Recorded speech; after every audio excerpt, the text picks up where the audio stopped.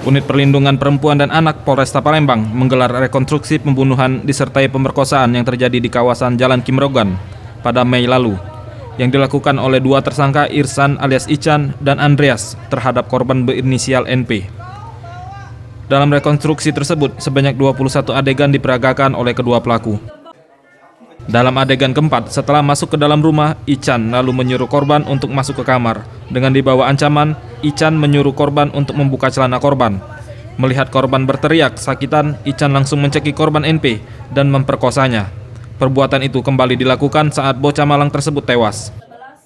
Melihat korban sudah tidak bernyawa, Ican mengambil karung yang digunakan untuk membungkus tubuh korban. Karung itu ditemukan setelah keluarga korban menggeledah rumah Ican. Kasat Reskrim Polresta Palembang Kompol Yon Edi Winara mengatakan, rekonstruksi yang dilakukan merupakan bagian dari proses penyidikan untuk dilengkapi ke pihak kejaksaan. Kedua tersangka akan dijerat pasal berlapis, Undang-Undang Perlindungan Anak serta pembunuhan berencana pasal 340 KUHP. Kita tetap gunakan pasal berlapis ya, yaitu Undang-Undang Perlindungan Anak, dan kemudian juga kita tetap lapiskan dengan pembunuhan berencananya. Berarti ikut terlibat Andrea nih Bang ya? Ikut terlibat? Dia tersangka utama juga. Tersangka utama juga Bang? Jadi sama-sama menguatkan, keterangan mereka sama-sama menguatkan. Mereka itu bersama-sama melakukan pencabulan sampai akhirnya termasuk mengarungi si anak ini.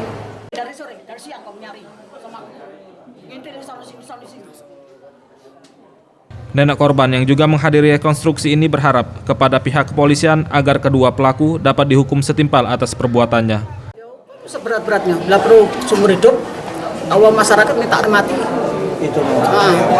Warga lain minta dimatikan. Sebab takut kalau dia tuh ganggu anak-anak lain. Tim Liputan Sriwijaya TV.